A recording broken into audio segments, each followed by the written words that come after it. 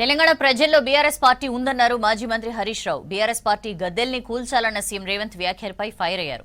BRS గద్దెల్ని కూల్చితే చూస్తూ ఎవరూ ఊరుకోరన్నారు. 6 గ్యారెంటీలను అమలు చేయమంటే ప్రతిపక్షాలపై విమర్శలు చేస్తున్నారని మండిపడ్డారు. బీజేపీతో అలయన్స్ లో ఉన్న టీడీపీని సీఎం రేవంత్ పొగుడుతున్నారని చెప్పారు. అంటే బీజేపీతో సంబంధాలు పెట్టుకోవాలని చూస్తున్నారా అని ప్రశ్నించారు హరీష్ రావు. రేవంత్ రెడ్డి గారు నిన్న మాట్లాడిన వ్యాఖ్యలు చాలా తీవ్రంగా మేము ఖండిస్తా ఉన్నాం. బీఆర్ఎస్ జెండా గద్దెలు కూల్చాలని మాట్లాడుతుండు.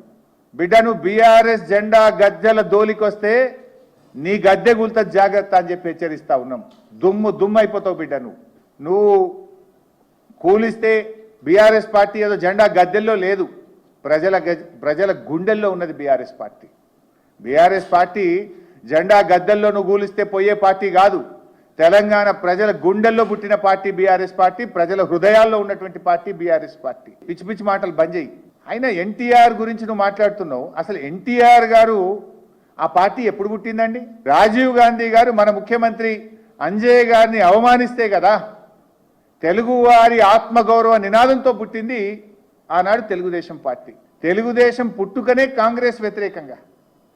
ఎన్టీఆర్ గారు ఆనాడు కాంగ్రెస్ పార్టీకి వ్యతిరేకంగా జాతీయ స్థాయిలో నేషనల్ ఫ్రంట్ నెలకొల్పింది కదా.